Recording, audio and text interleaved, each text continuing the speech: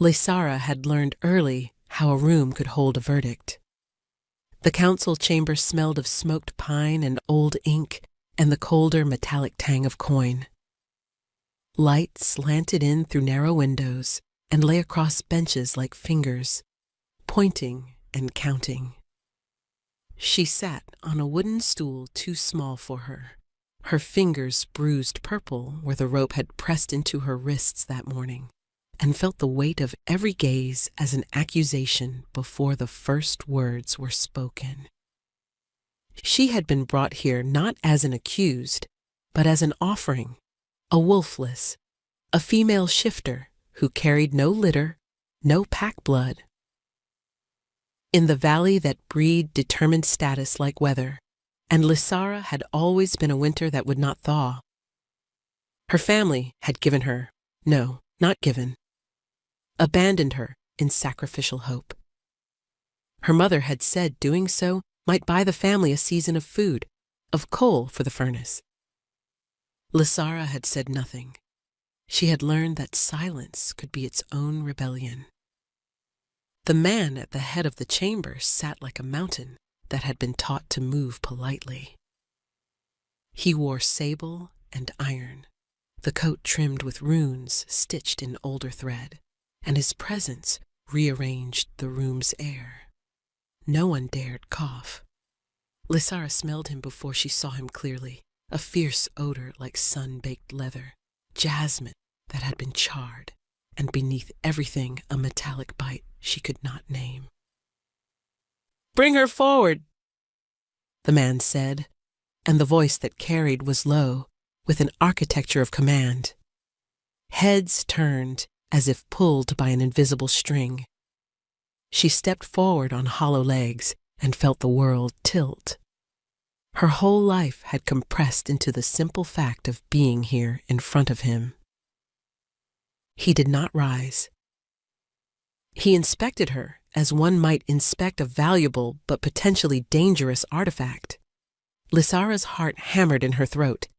Each beat felt loud enough to warrant reproach. "So, this is the wolfless?" he said finally. "You know what she is," said a voice to her left. Forvik, the magistrate who had overseen the proceedings, thin-voiced and fussy as a crow. "This one offers no bond, no blood. She is of no pack. She is a commodity." A woman in the gallery finished softly, and somewhere a child began to snuffle. The room had a flavor of pity and triumph mixed together, like broth that was thin and proud. Lysara kept her chin level. Humiliation had been a daily ration for her. She could measure it now by the way her hands trembled. But the tremor did not show on her face. That was reserve earned by necessity. "If I am a commodity," she said, voice small, "I am not for sale." A murmur rolled through the audience. Someone laughed a string of harsh little noises. The man smiled then, an expression that made the room colder. "You speak too boldly for one unbound," he said. "Do you know who I am?" Lysara had known the name since childhood. The thinking, it was less a name than a verdict in the valley. He was referred to in the same breath as kings and curses. Caloran, warden of the highlands. Rumors called him a demon in human architecture and a king in teeth and muscle. His power radiated. It pressed against her skin like the beginnings of a storm. "I know you," she answered simply. "I know your reach." He had expected fear. He received instead the quiet of someone who had lived long with being unseen. Curiosity shimmered across his face then, like heat over stone. It was the first fissure she'd seen in his armor. "Very well," Caloran said. "You will come with me. You will take the path of those the valley discards." They took her to his keep that afternoon, and the world of rumor yielded to the world of detail. The keep sat carved into the side of a cliff, windows like slit eyes watching like guardians. When the stables opened to admit her, the smell changed. Moss, iron, the strong leather of saddles. His guards were everywhere, broad-shouldered, with the stoic faces of men who had swallowed storms and not been broken by them. They watched her like prey, but they moved around his presence with respect that bordered on worship. Cailerin walked beside her, not ahead. The proximity of his body was a pressure, an authority.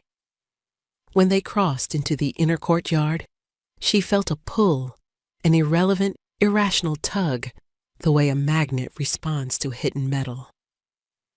Her stomach clenched. She shook her head minutely as if to dislodge invisible strings. "You will be housed," he said, voice even. "You will be fed. You will work where you may. You will not leave without my leave." She kept looking at him, at the way the sun caught his profile and threw half his face into a carved shadow. Something unsaid lay there, sealed with an economy of expression. "And if I refuse?" Lysara asked. He cocked his head as if entertained by her audacity. "Then you will discover the point of a monster's patience." She imagined, in the flicker between heartbeat and breath, the monster he meant. The valley's imagination had breathed that beast into the world with 1,000 whisperings. But Cailerin's monster had a face like a man's face, not like a myth's. There was a loneliness in it she felt like frostbite. It burned her oddly.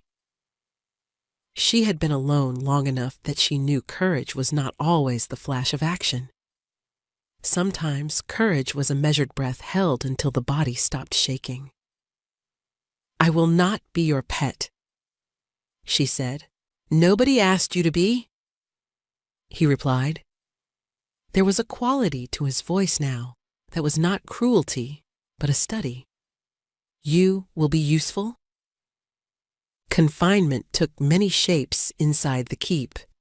They gave her a small room with a single narrow window that opened onto the cliff's edge. On good evenings, she could see the valley below, the patterns of smoke like rivers rising from hearths. On the worst mornings, wind pressed itself through cracks to taunt her. The bed was coarse stuffed and smelled faintly of lavender. He had had someone choose lavender for the wolfless, which was either a mercy or a farce. She moved through days like a ghost with purpose. They made her polish armor that never gleamed to her satisfaction, mend cloaks no one had bothered to repair, and braid the manes of beasts she had never tamed. They watched her hands for any tremor and praised them for steadiness. Her unique skill, if it could be called that, was not immediately prized. She was not a fighter, not a breeder, not a seamstress of renown. She told stories. Stories had always been her coin in small barter. In a world that valued bite and blood, her stories were strange currency. Small magics that could calm a frightened child, heal a hospital ward's despair, keep a lantern lit in a fierce storm of grief. Her voice could move people. She had convinced herself it would be her ladder when all other stairs had been blocked. At night, when the keep went quiet and the guards' boots echoed like distant storms, she would sit by the narrow window and tell the stone itself a tale. She told it of a girl who tracked rain with bare feet, of a fox that taught a miller how to love again, of a boy who mended his father's laughter with string and patience. The stones listened. The wind listened. She thought once that such solitary telling would not be noticed. Cailerin noticed. He began appearing in the corridor just beyond the door, a silhouette against torchlight. He did not stand flinging judgment. He stood as one who had come to watch a rare weather pattern, fascinated not by the weather's destruction, but by its shape. "You tell stories," he said the first time he spoke close enough that she could see the tiny scar that tracked his jaw like a map. "Yes," she answered. The simple admission felt like a confession. "It is what I have." He sat on the bed's edge then, a gesture that collapsed the space between them, and the air changed. Lysara's palms were suddenly a foreign sensation, too warm, shaky, in a way she did not like. "Tell me one," he requested, voice softer than any she'd heard from him in the public rooms, yet still threaded with the iron and something else she could not name. She chose a trivial one first, small as a pebble. A story about a woman who could weave the river's music into cloth. She watched him as she spoke. He watched her with an attention she had been denied all her life. It felt like a heat in winter, a rare comfort. Her words were plain and full of sensory detail. The river's wetness, the fabric's smell of algae and sunlight, the hushed laughter that came from a woman who finally understood her craft. He did not interrupt. When she finished, he sat for a long time thinking. When he did speak, his voice had lost some of its hardness. "Why do you tell these to stones instead of people?" he asked. "People tire of the small things," Lysara said. "They think only of wars and lineages and the ticking of advantage. Stories like mine are for hands that have been too long used to work and are weary of being useful." He considered that. Perhaps there is more usefulness in quietness than we acknowledged. The conversation threaded them together in a new pattern. Small confidences traded in the margin of a relationship defined by power. He fed her bread with honey on mornings that arrived like small miracles. He introduced her to a healer, an old woman named Cylindra with palms mapped by years, who allowed Lysara to watch as she tended to the wounded. The healer's hands were slow as a ritual, and when Lysara watched them, something inside her loosened, as if a bolt had been undone. "You have a gift," Cylindra told her one afternoon, when the sun warmed the courtyard and the scent of thyme rose from the central garden. Lysara remembered the way the healer handled a raw cheek with the reverence she would give to a relic. "What would you call it?" she asked, surprised that Cylindra saw the surface she tried to hide. "Empathy," Cylindra said plainly. "You step where others would step back. You speak truths that close the wound sharper than salve. That is a rare thing. It is not meet to win battles, no, but it is the kind of healing that returns a man to himself." Lysara thought of Cailerin then, sitting in shadows with a private hollow in his voice. She felt a small, almost painful tug. He had not told her his secret. He had not needed to. His isolation was a secret worn on his skin. She began to find traces of him outside the private rooms. A child's shirt mended with unexpected patience. A stallion coaxed from rage by the gentlest handling. A guard whose bones ached speaking softer when he spoke of home. The keep became a place where, under the surface of iron and custom, the rich earth of small acts accumulated. Rumors were the valley's other weather, and one storm gathered in the west. Lord Dralveth, Calorin's uncle by blood and malice, began to flex his governance like a sleeper waking from a dream. Dralveth had all the velvety cruelty of a man who believed in the older, harsher laws. He found the idea of a wolfless living inside the warden's keep intolerable. He saw Lysara as a stain on their honor, a possible leverage against Kylorin. If he saw a way to use her humiliation to his end, he would not hesitate. "You drew a dangerous thing into your house," Dralveth told Kylorin in his first public rebuke. The hall smelled of roasted meat and cheap wine. Kylorin did not rise to Dralveth's provocation. Instead, his expression was a closed shell. "You bring in the valueless and call it mercy. You make mockery of our laws." "Mercy has its uses," Kylorin replied. "She is not your concern." Dralveth's lip curled. "Everything in this valley is my concern, nephew. Especially what it means for succession. A warden who spoils his honor will be found wanting." Lysara had been in the amphitheater that night, assigned to distribute wines in the tiers, and she heard the conversation like a thunderclap. Her tasks went tremulous with each volley.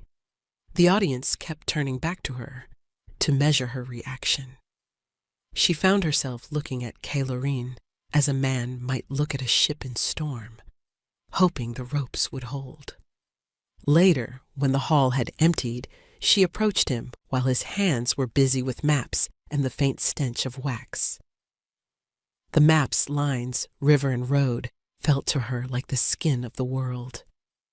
"You do not answer him," she said, standing at the edge of the table. He closed his eyes for a breath and then opened them, and a half-smile curved at one corner of his mouth. "I answer as I need to," he replied. "Power needs only an efficient application." "Efficient," she repeated, tasting the word. "You mean ruthless." "Sometimes." He tapped a nail against the map as if to assert the precision of his words. "Sometimes you must be ruthless to be kind." "Ruthless to be kind is an interesting philosophy." She felt a spark of humor, too small to be dangerous, curl in her chest.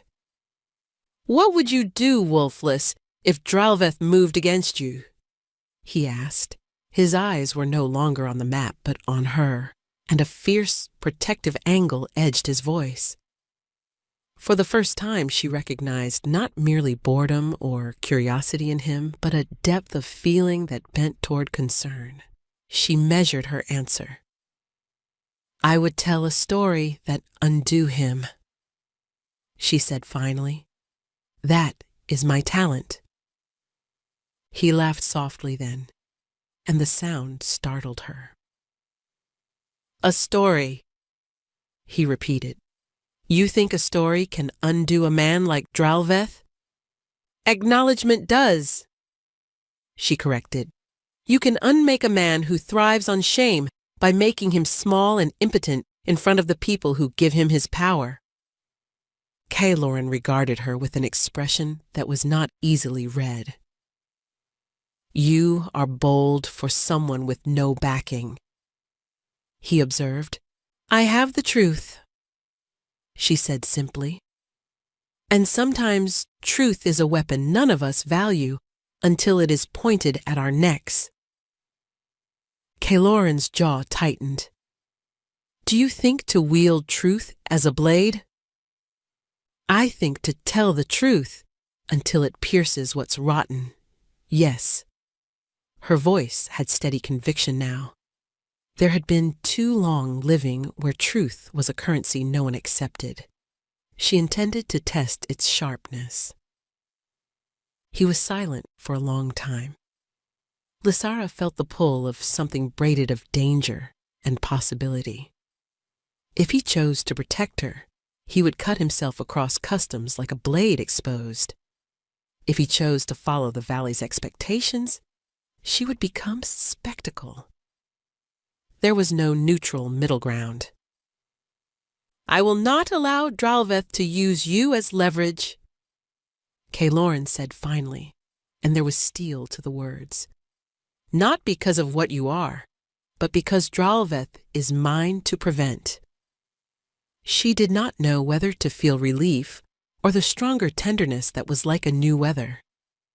It was the first time a man of his standing had framed her as something deserving defense rather than an inconvenience. The idea felt illegal and delicious.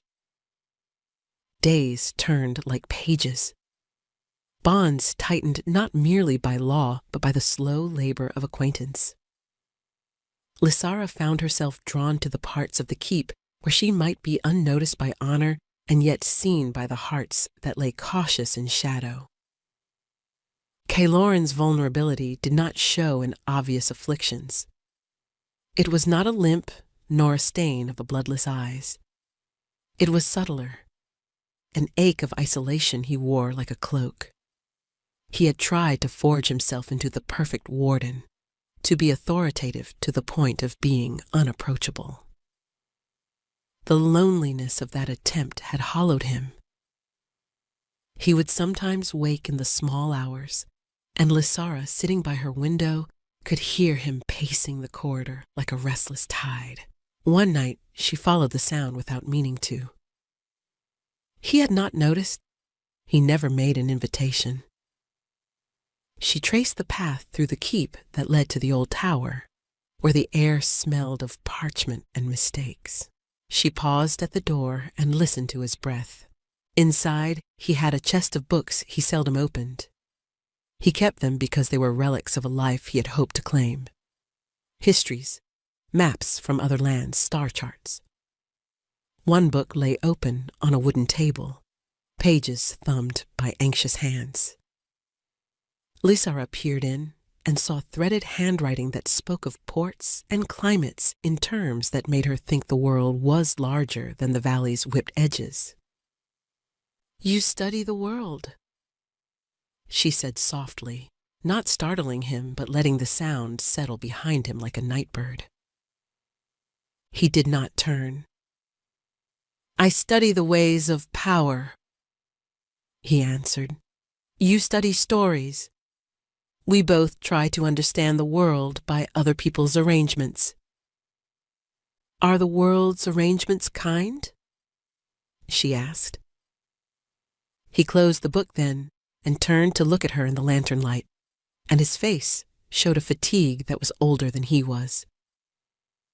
"Not always," he said, "but often the world is kinder than the men who pretended to rule it." She thought of her mother, and the bargain struck with shame. "You could change it," she said before she could stop herself. It was immodest, perhaps, but she had learned that concessions sometimes required risk. Caeloren's expression shifted a fraction. "Change is expensive," he said, "and sometimes it requires exposing the wounds that people prefer hidden." She thought of Dralveth watching, waiting for the slip.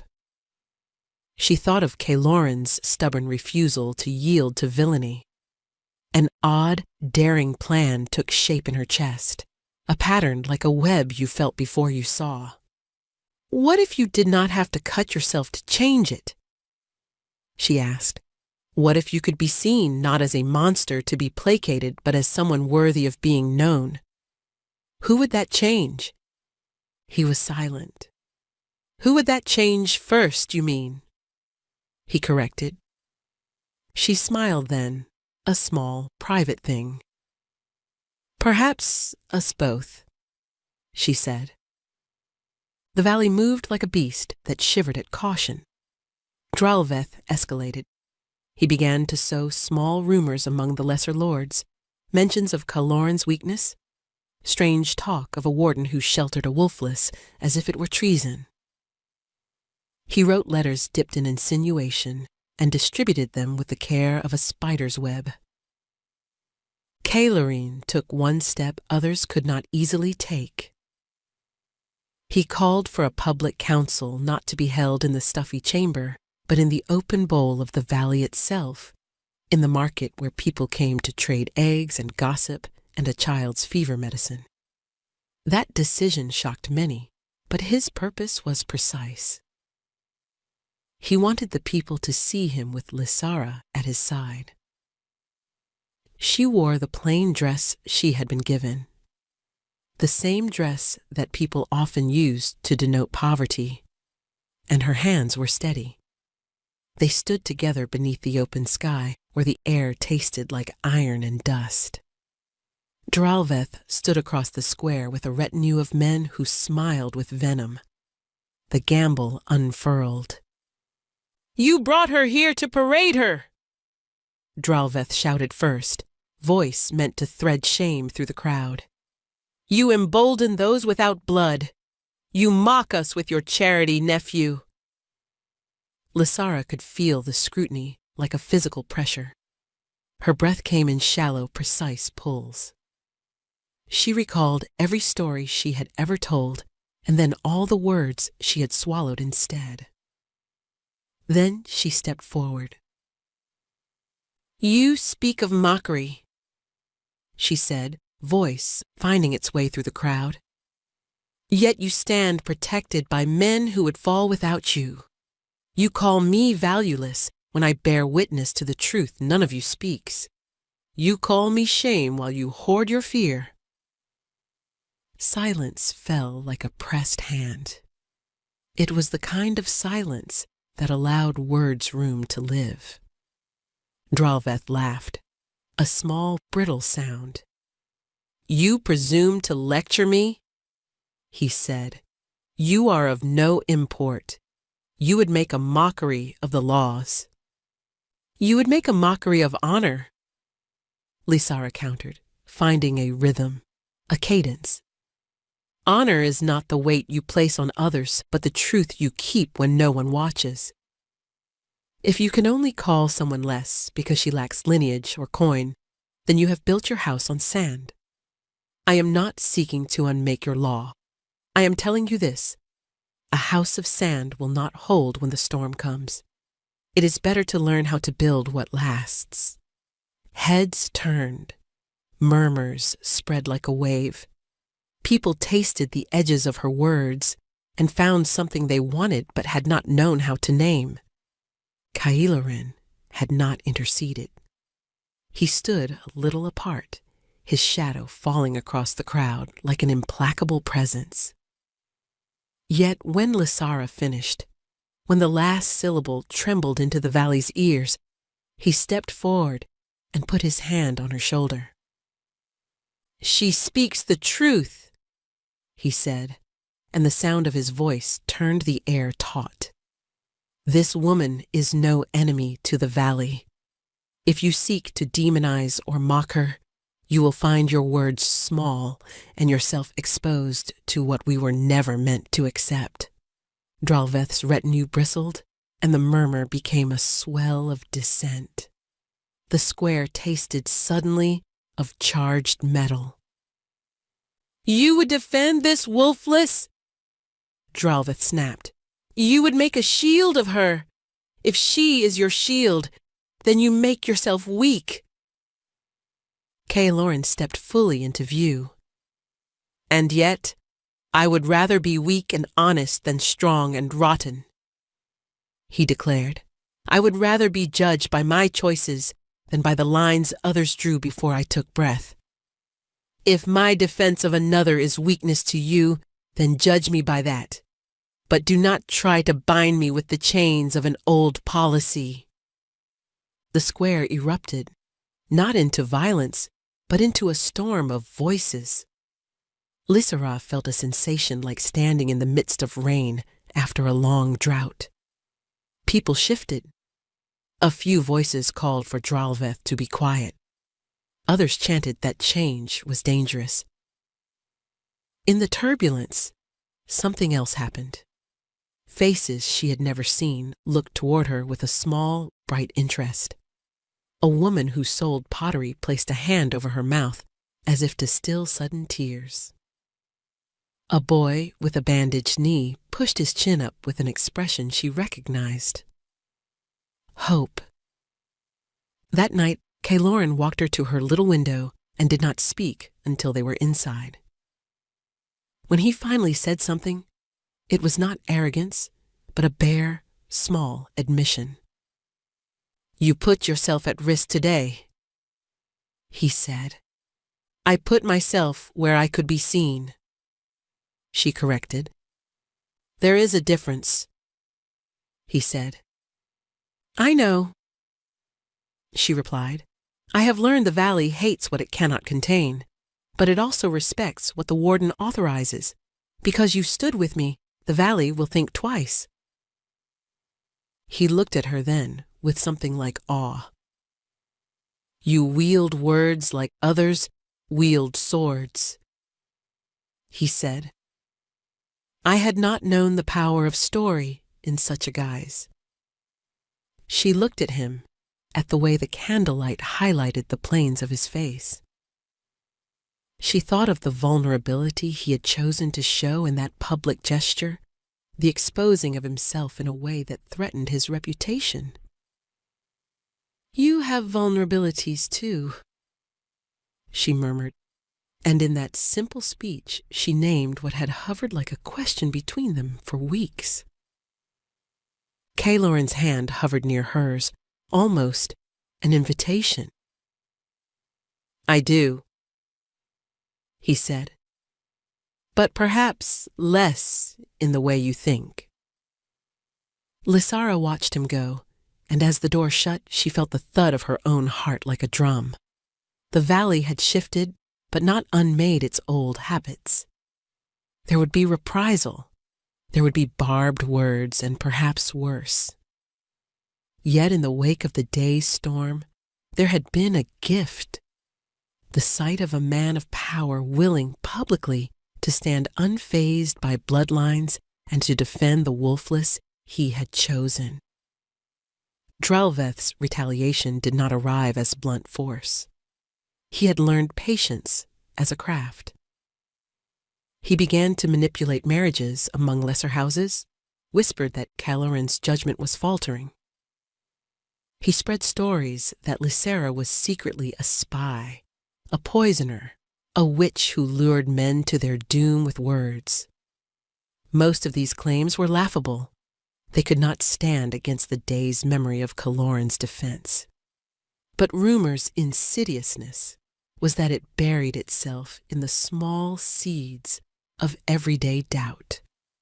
One evening, as rain made the keep smell of turned earth and the fires burned pungent and close, Lysara found her door barred. A scrap of parchment lay beneath it, black ink sharp as an accusation. "We will expose you." She read the words twice before the stomach tightness became a physical presence. They had been the valley's currency for a long time, threats that were designed to coerce and to isolate. She pressed the scrap to her chest as if it were as heavy as a chain. At dinner, Caloran watched her. He saw what she held but did not touch it. Instead, he sat across the table, his tone casual as stone. "Drelveth is sharpening his teeth." "You are not afraid," she said, choosing the words like the stones of a bridge. "I am always afraid," he answered. "Fear is not the absence of power. It is the presence of responsibility." She wanted to meet that with the truth she had worn like a banner. "I am not afraid either." He smiled at that, a rare curve that did not reach his eyes with playful intent but with a genuine softness. "You have become dangerous," he said. "Dangerous in a good way?" she asked. "In the way truth is," he said. "It makes you unpredictable to those who depend on steady lies." The scrap of paper waited like a small prophecy. Lysara folded it and slipped it into a hidden seam of her dress. She did not want the paper to be a lodestone for worry. She had stories to tell. Threats could be a chorus to the next tale, not the end of the story. After the meal, she walked the corridor to the old tower alone. The rain had washed the keep into a smell of sodden stone and lavender. The tower's ladder creaked beneath her bare feet. Inside, by the stash of old books Kaloran kept closed, she took down a volume of folk tales and began to read. The world of the story offered her the same thing it always had. Witnesses who lived beyond immediate prejudice and a logic that made sense in the bones. She read of a queen who had once been a commoner and who, by kindness, healed the land's dull rages. She read of a soldier who had given away his medals and found himself royal in ways that mattered more.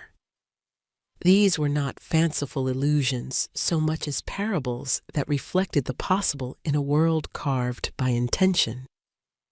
When she heard him enter, he did not speak. He settled into a shadow and listened. She did not stop. Instead, she let the cadence of the plot flow. Kyloran's fingers twined around the book at the point where she had left off, and when she glanced at him, he was close enough that she saw the faint tremor in his left hand he would rarely display. "Do people change?" he asked finally, not the rhetorical kind, but a real question. "They can," she answered. "Not all do, but many more would if there were a reason to." He turned the pages slowly, as if timing were important. What reason could there be besides fear? "A sense of belonging makes people braver," she said. "There are forces stronger than fear. Love, trust. We do not often allow ourselves the chance to know them." He closed the book then, marking their place, and the gesture felt like a vow. "Show me," he said. Lysara looked at him and felt an answer rising like dawn. "Then stay," she told him simply. "Stay in the market when I speak. Sit beside the ones who repair roofs. Let them see you. Let them know that the warden is a man who chooses those he will protect." Kyloran nodded slowly, like a man who had been given an order and had decided to make it his own. "Very well," he said. "We will go to the market. We will see what true belonging can do." They would go together in the morning. They would walk among ordinary lives and see the small ways in which courage grew like moss in the cracks of pavement. But for now, the rain sang on the slate roof, and inside the keep, two people who had started as transaction sat in the quiet and read old stories aloud as if to stitch themselves into the valley's future. The market was a kaleidoscope of noise and smell, pickled cabbage fumes, tang of fresh-baked bread, horses shifting with the cackling of birds, children's cries that were more blunt than poetry, but entirely alive. Kyloran moved through it with purposeful ease, but when he stepped into the crowded space, he seemed to shrink into familiarity, taking up a human scale rather than the godlike one everyone projected onto him. To see him there with Lysara was to witness the unlikely. The High Warden buying a loaf and laughing at a joke about whether not his own. The powerful man lowering to the scale of ordinary living so that it might be known he counted theirs as his concern. Lysara told a story under a cloth awning. She spoke about a girl who made lanterns from old tin and tallow, and then taught an old widow to read so that the widow could journal the recipes she had always carried in her head. People leaned closer, and while they listened, they ate torn pieces of bread, exchanged coins, and traded the usual barbs that passed as daily diplomacy. The story seeped into them like oil melts into a cloth. Dralveth's men watched from the edges, like flies waiting for rot. They took pictures in their eyes and stored them for later sharpness. But the people took the seed of Lysara's narrative and planted it in the open soil of their immediate lives. A carpenter who had been too proud to fix another man's fence took in a neighbor's child for the afternoon. A merchant who had been cold to beggars began leaving a coin for the boy who mended shoes. If Dralveth had expected the crowd to echo his voice and fall into the tidy order of old prejudice, he misjudged. The valley liked its stability, but loved its stories more. If someone of real standing told them a new pattern, they would at least hum to the new tune. Still, Dralveth did not concede. That night he sent a man with a message that stung with cunning. It was not a threat of violence, but a note of offered compromise, a suggestion that Lysara be taken away to a convent far to the south in exchange for Caeloren's tacit demise. Caeloren read the letter as though reading a wound. "He seeks to remove the problem," he said slowly, "to hide the thing he cannot change." Lysara felt a flare of sorrow at that. Sorrow for him who had more targets than she did, and sorrow for what it meant to be pawns in men's designs. "Then let him see the fruit of his cruelty," she said, and the words carried a cunning. He looked at her, eyes narrowed. "What would you have me do?" he asked. "Invite him to the next public work," she said. "Let him see how the valley grows when he takes part instead of just speaking from the sidelines." Caeloren considered that. "That would require real humility," he observed. "Humility suits some as well as armor suits others," she said. "Ask him to help build the new bridge. Let him lay stones beside his men. Leave him with no place to preen, only labor." He studied her then, as if measuring whether she plotted for his amusement or for his good. "You scheme dangerously," he said at last. "I scheme in a way that might make him human again," she replied. "Or at least it will make his pride ache in public instead of with private malice." He smiled then, an easy thing now, not guarded. "Very well," he said. "We will build a bridge." The following weeks became a rhythm of labor and story. The keep's men and the valley's folk worked together under Caeloren's orders with the stubborn precision of those who had learned to maintain the line between survival and ruin. Dralveth performed his part in the initial hours as requested, but the work of stone and mortar was not something easily faked. Muscles unfamiliar with the honest threshold of labor betrayed him. His hands bled in places his retinue did not expect to look. The crowd watched. People saw him as a man who had to decide whether to claim the labor or to retreat into old, safer judgments. Lysara told tales between tasks. She wandered the worksite like a subtle enchantress, offering stories of workers who had found their place and having them retold by men who rarely spoke past scowls. The language of uplifting narrative moved like heat in the cold air of prejudice and change. Dralveth's face changed in small, human ways as the days pressed on. He furrowed more, straightened less, and sometimes paused, watching someone lift a stone with a purity of sweat he had not known how to value.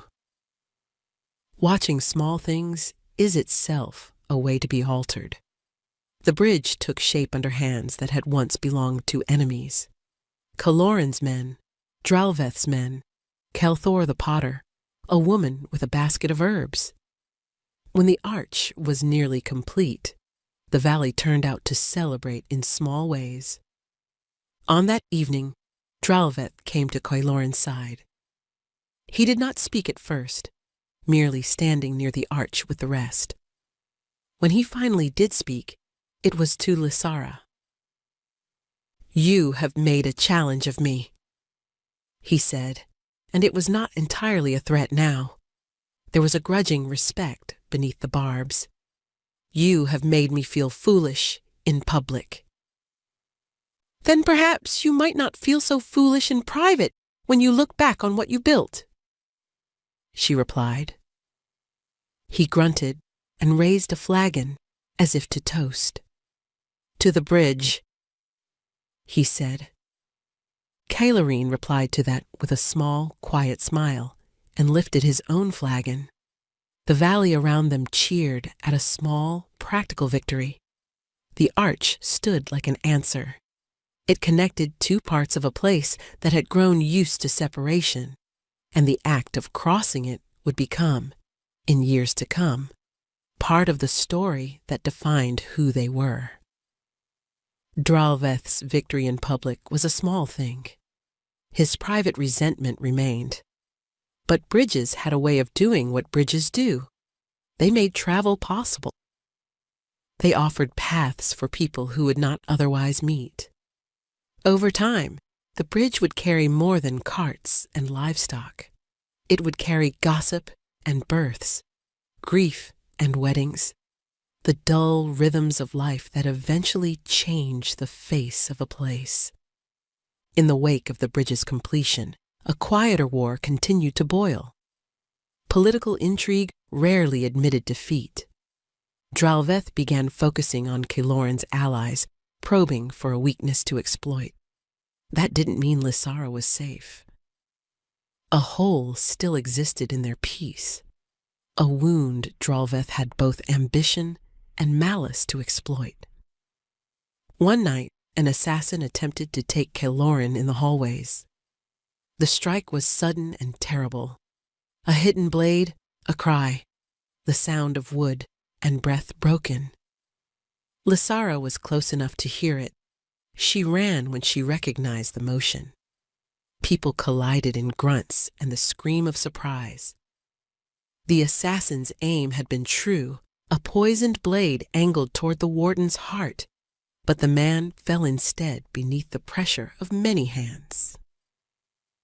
Caeloren lay on the stone, and the world narrowed to the metallic smell of blood and the electric flare of panic.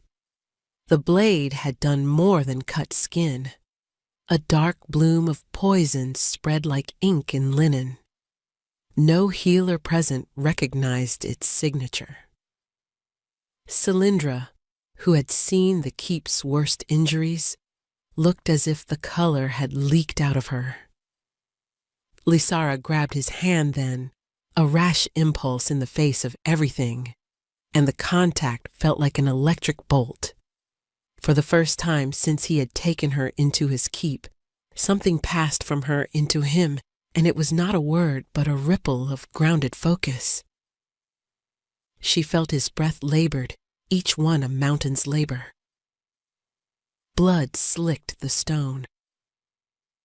"You cannot go," she said, though whether she spoke to him or to the room she could not tell. Her palms pressed to the wound, and instinct did what discipline could not. Her fingers smelled of coal and lavender, and the faint metallic tang of the keep. She shut her eyes and told him a story in the rhythm that had always calmed the worst beasts inside people she loved. A story about a man who gave away his crown to save a child. She ran the edges of the tale like a bandage, shaping words to hold a person together. Cylindra lashed herbs and called in aid. The guards winged out to find evidence of the assassin. The room circled around them like sea. Lysara's words were not enough for the poison. Everyone knew that. The poison would take him, unless they found the cure. But there was another quality in her telling. It steadied Caeloren's breathing, slowed the panic in his heart, and made his mind present. Presence had healing power of its own. In a moment of rare clarity, Caeloren opened his eyes and looked at her. The world had narrowed to two faces, the man who had raised him and the woman who told stories as if they could fight. "If I die," he rasped, voice flat as a bell struck, "see that they know I was not cowed." Lysara laughed then, a sound sharp and fierce. "You do not get to make speeches and then die," she snapped. "You are stubborn and vexing, but you are not allowed to depart until the story is finished." His fingers tightened around hers, a promise pressed into flesh. "Then finish it," he said. The days that followed were a blur of ache and the grind of practical rescue. Poison moved like a slow tide, and they had to learn its edges. Kaloran's wound festered under the watch of the healers. Cylindra and Lysara worked in tandem, mixing poultices and chanting incantations older than the keep. They experimented. Salves, poultices, herbs meant to burn out infection, and stories that warmed the mind from within. Lysara discovered, gradually and with a dawning sense of the impossible, that her stories did more than console. They changed the physiology of the wounded in the keep. When she told a tale centered on a memory of childhood safety, the victims' cortisol levels seemed to drop, their muscles unknotted. When she told a story about the reclaiming of a lost thing, wounds closed with a speed that made Cylindra's eyes widen. No one could explain it, and the learned men who measured such things insisted on calling it psychosomatic. Yet people lived and healed in ways that made the concept of psychosomatic seem suddenly grander.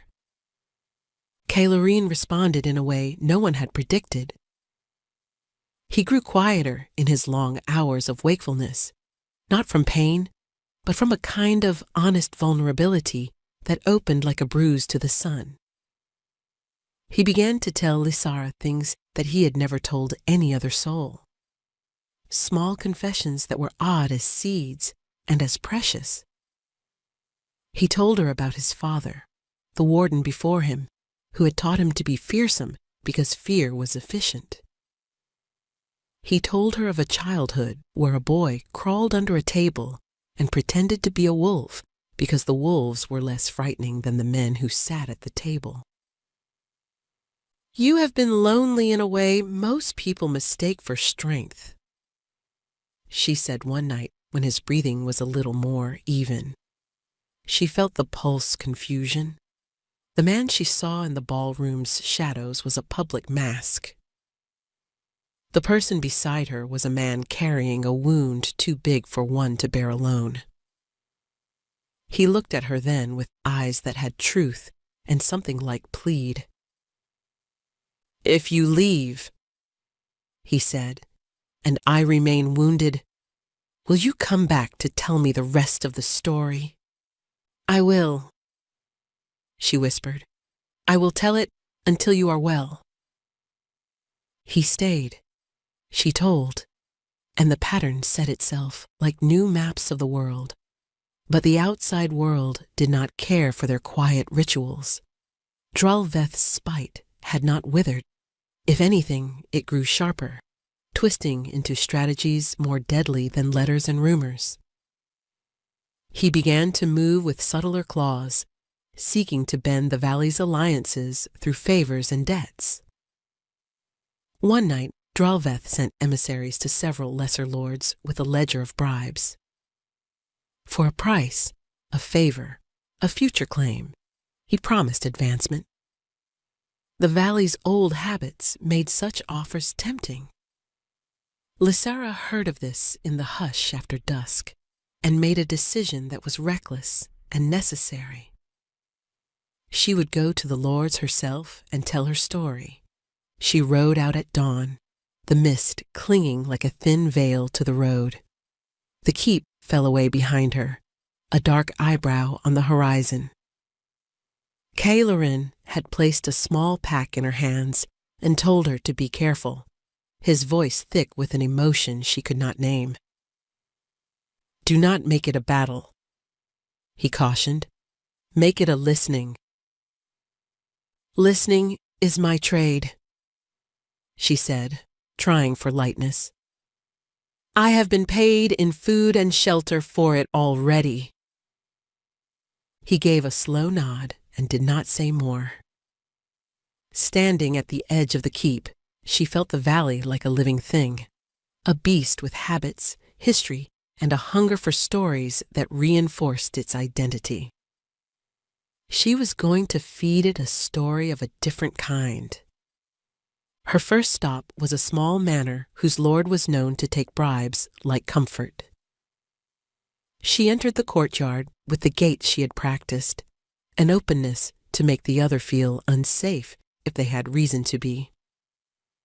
The lord greeted her with tested civility and motioned to chairs near the hearth. The room smelled of roasted meat and the sharp perfume of authority. "You are the warden's entertainment?" he asked with a sneer. "I am a woman who tells what others have forgotten," she replied, and set her voice like a net. "I tell the stories of those you have overlooked." "A story won't sway me," he scoffed. Lysara settled and began. She told of a household much like his own, a man who hoarded favors, who spoke of security, and held the purse strings like a god. She painted a picture of the consequences of a man who chose his advantage above the good of his people. A house with boarded windows and a child's laughter absent because of a withheld coin. At the story's heart, she traced a single image, an image mirrored in the Lord's own face, if he could be honest. She did not point fingers. She wove a fate that followed poor choices to their inevitable end. The Lord scowled, then frowned, then, more quietly than she expected, asked, "Why tell me this, Wolfless?" "Because you love your house and your name," she said. "Because you are afraid of what your family will think if you have no legacy but fear."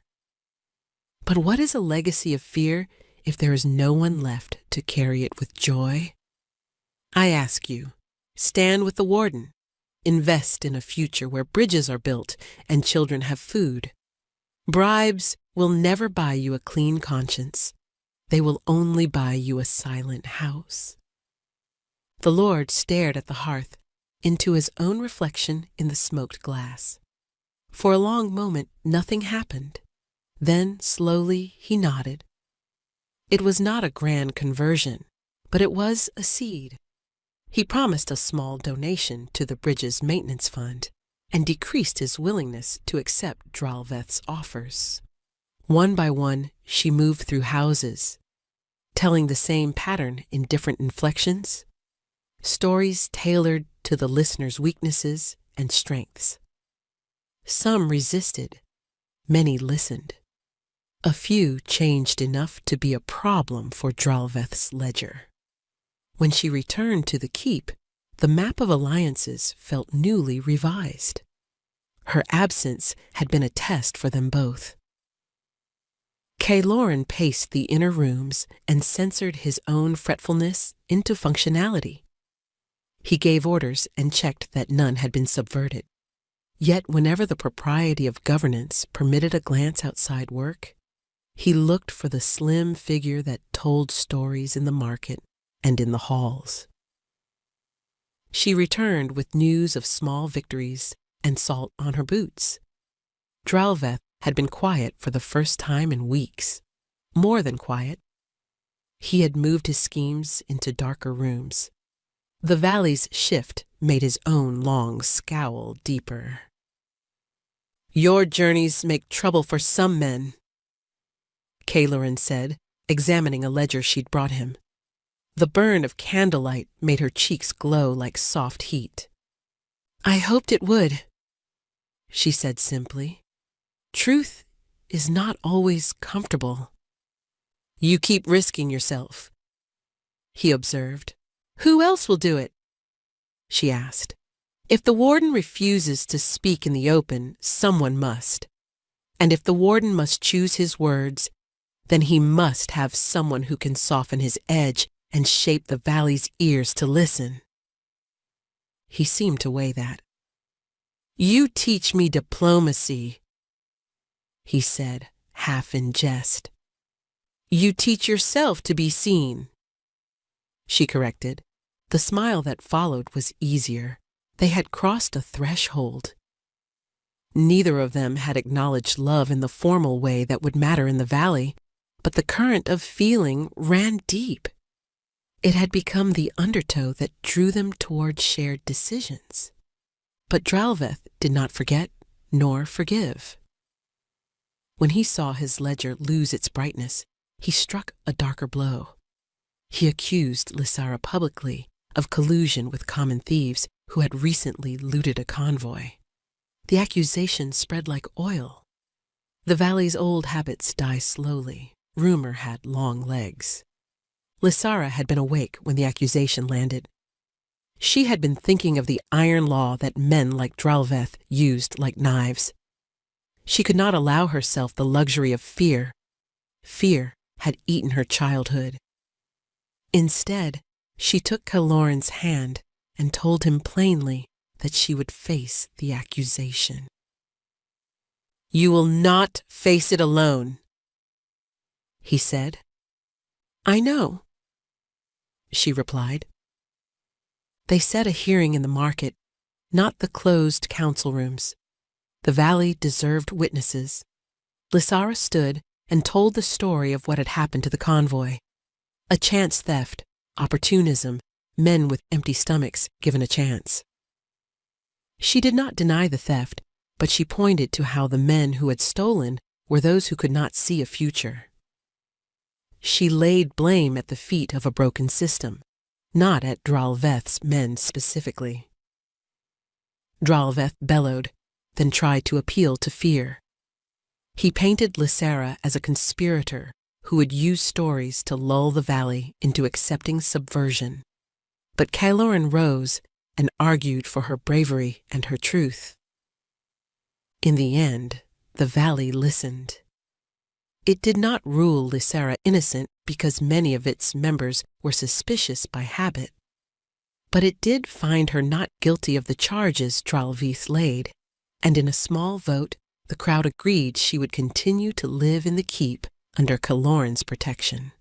Dralveth's face was a portrait of defeat. He gathered his men and withdrew, not vanquished, but not triumphant either. The valley, it turned out, was not monolithic.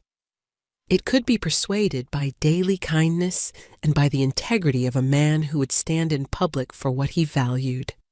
That night, in the privacy of the library, Kaloran unrolled an old map and traced the routes that linked the valley to the outside world. "There are threats we cannot yet see," he said. "Dralveth will not go quietly." "No," Lysara agreed. "Men who prosper from division keep dividing. But there is a chance to change a small thing," he added, "to do something that will make a claim on our future." "Change one policy," she guessed. "Yes," he said, "to make kindness a law as binding as blood." His eyebrows knit, and there was a soft lucidity in his voice. "To enshrine that those who shelter the weak are rewarded and that exploitation is punished." Lysara felt the possibility like the first warm breath of spring. "We could start with the bridge fund," she suggested. "Make a charter that mandates maintenance by all hands. Make it a seat in the council for someone chosen by the people, instead of by lineage." "That would make enemies," he warned. "It would make allies too," she insisted. "And some enemies are worth the trouble. We have already shown the valley's temper. This might solidify a new law." He looked at her and saw the fierce tenderness in the way she spoke. For the first time, not only did he consider a law, but he considered a life that included her in it. The idea began to form, not as a mere political maneuver, but as a true possibility of partnership. "Will you stand beside me?" he asked. Yes, she said without hesitation. It was a small answer and a vast one. They had traversed from strangers to an odd sort of alliance to the cusp of something that might be called companionship. He reached for her hand again. The touch was casual but full of meaning. Outside, the valley breathed in its sleep.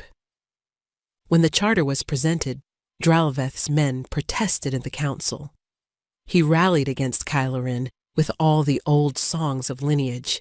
You cannot change what has always been, he said, history's voice used as a cudgel.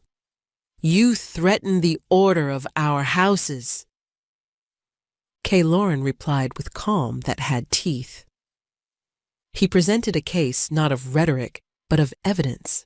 Repairs to roads, fewer children hungry, more trade because people trusted the bridge. He offered witnesses, and a potter whose shop had prospered because of increased traffic described it in terms that hurt Dralveth. Trade, bread, and a child's ability to remain in school because there was money for candle wax. The tide of practical necessity slowly pushed the old rhetoric to the side. In the end, the charter passed, though not unanimously. It was a start. The valley had chosen a new edge. Lysara watched as parchment became law and felt the shape of an unusual future solidify like light through glass. Dralveth withdrew into dark rooms again, quietly seeding future descent. But the valley had a new law and a new way of meeting the future. A year passed in the valley, like a story told across winter and spring. Kylorin's rule steadied. The charter held. The bridge, long a symbol of new passage, required maintenance, but was never a point of division again. The keep where Lysara had been bought, or rather brought, changed into a place where less fear lived and more choices blossomed. In the quiet evenings, Lysara would sit by the narrow window and tell stories of distant places she had never seen, and people would come to hear. The keep's corridors, once full of the echoing dominion of a solitary man, now carried laughter, the sound of children learning to build small lamps in the courtyard, and murmurs of counsel that felt less like mandate and more like conversation. Kylorin moved through the valley with the deliberate patience of a man who had learned to leave his guard lowered just enough for trust to enter. He had not abandoned caution. He had only redistributed it to the people who had proved themselves. The old warden's armor did not fall away entirely, but it acquired edges softened by the practice of mercy. Lysara found herself changed in ways she had not foreseen. She could sense how the valley measured her now, not with the old derision, but with a cautious respect. Children who once called her wolfless now called her by name, and elders nodded when she passed. She had not become unquestioned or unchallenged. That would be a fantasy. She had become a person of consequence, not because of lineage, but because her story had been persuasive enough to rewrite others. Kylorin, once a man who protected from a high seat, had become a protector who chose personally to stand between the valley and its worst habits. The vulnerability he carried, his habitual solitariness, and the scars that ran deeper than they should have, had eased because he had someone who could accept him without making him smaller for it. He had someone who stood for him in the market and who could tell the valley why a man might choose differently. In that slow translation, something like love had been born. They had not yet articulated the shape of that love. There had been small moments, a hand resting a commodity of warmth for a little longer than politeness required, a private dinner where they discussed not governance but childhood toys, a day where Kalerine had stopped the council and introduced a child who had mended the bridge's railing with a public praise that made the child's cheeks flush. But they had not had the ritual, the word, the binding that certain seasons demanded. It would come. They had weathered attempts at violence, a poisoned blade, the slow of whispered malice. They had made law and built bridges. The valley no longer called Lysara, a shame to be hidden. People looked to her as a woman who had helped the valley see itself anew. 1 year later, the valley had settled into a quieter, better rhythm. The bridge stood strong, and children ran across it with flags. The keep had softened, its banners flown not as displays of impenetrable power, but as marks of duty. Lysara and Kalerine had taken a seat in the council that was no mere token. Lysara's script appeared on parchments that once bore only names of blood. Her voice was now part of their lawmaking. They had married in a ceremony that blended rituals of lineage and of chosen kin. The hall had been full not only of nobles, but of potters and bridge menders, of people who had once been divided by dirt and now tasted the same bread. In the crowd, a trio of children under the age of 5 ran, their laughter like bells. The oldest, a daughter with hair like the dusk, tugged on Lysara's sleeve and asked when she would tell another story. Lysara laughed and knelt to the child. She took the girl's face in her hands and planted a kiss on her brow, a mark given not by blood but by choice. Kalerine stood behind them, his hand on Lysara's shoulder.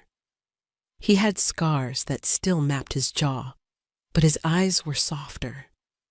Where once he had stood wrapped in armor of accusation and fear, he now walked through the valley with a partner who had no pedigree, but an abundance of courage.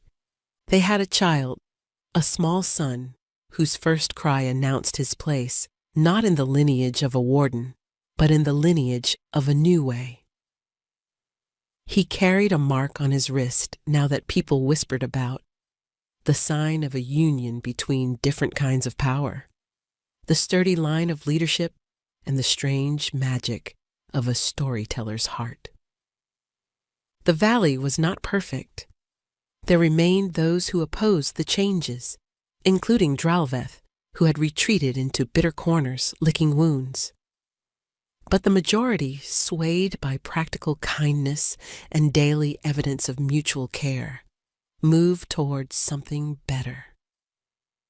Where old prejudices had once determined the lifespan of a family, now there existed a space where choice and honesty counted.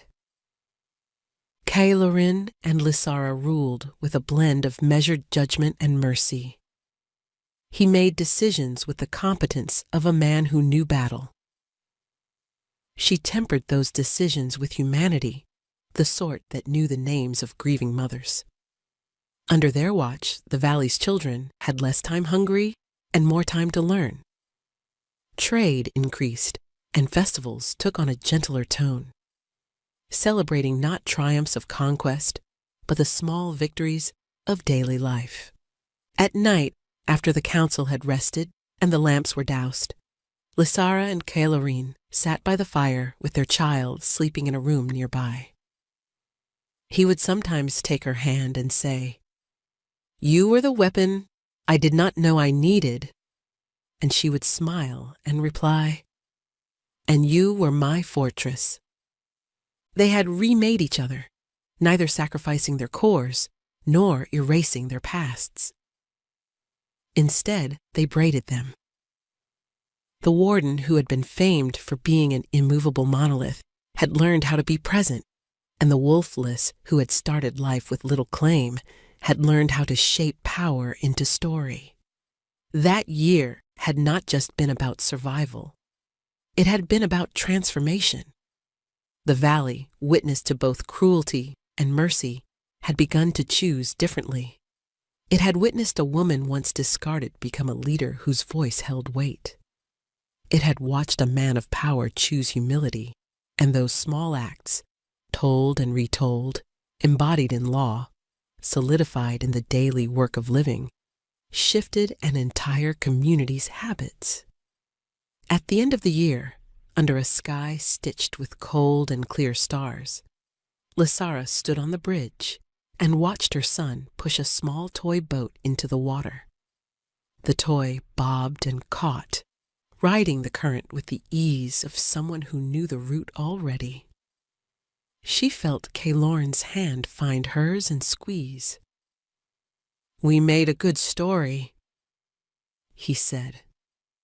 She rested her head against his shoulder and watched the toy sail away. "We keep telling it," she replied, and in her voice there was the promise of more stories to come, stories that would hold the valley together with the quiet power of truth. They had moved from a beginning threaded with humiliation and helplessness to a life that was full of responsibility, love, and new laws. They had persevered not because violence had stopped, but because the way they met each day's small cruelty changed. That, more than any battle won, was their triumph. A valley learning, slowly and clumsily, to choose compassion as its own form of power.